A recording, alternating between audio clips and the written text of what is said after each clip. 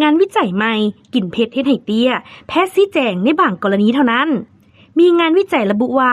การกินอาหารรสชาติเผ็ดจัดอาจส่งผลกระทบต่อความสูงของเด็กเฮ็ดให้บรรดาผู้ปกครองและสายกินเผ็ดทั้งหลายเกิดความกังวลรายงานระบุว่า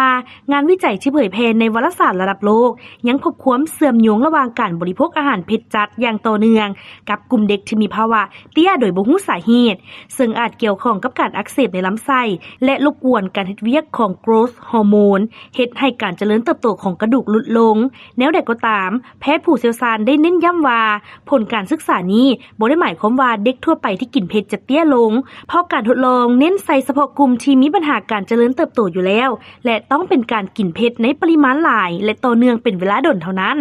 นอกนี้แพทย์ยังระบุว่าปัจจัยสำคัญของความสูงแม่นขึ้นกับกรรมพันธุ์ซึ่งมีผลถึง 70% ส่วนอีก 30% แม่นมาจากพฤติกรรมการใช้ชีวิตเช่นการกินอาหารที่มีประโยชน์ออกกำลังกายและการนอนหลับที่เพียงพอพร้อมนี้โรคตุ้ยถือเป็นปัจจัยที่น่ากังวลหลายกว่าเพราะอาจส่งผลกระทบต่อฮอร์โมนการเจริญเติบโตโดยกงสำหรับผู้ใหญ่ที่หยุดการเจริญเติบโตแล้วสามารถรับประทานอาหารเผ็ดได้ตามปกติโดยบ่ส่งผลต่อความสูงขณะที่เด็กน้อยควรหลีกเลี่ยงอาหารรสจัดเกินไปและเน้นการเบิ่งแยงสุขภาพให้สมดุลจะดีที่สุด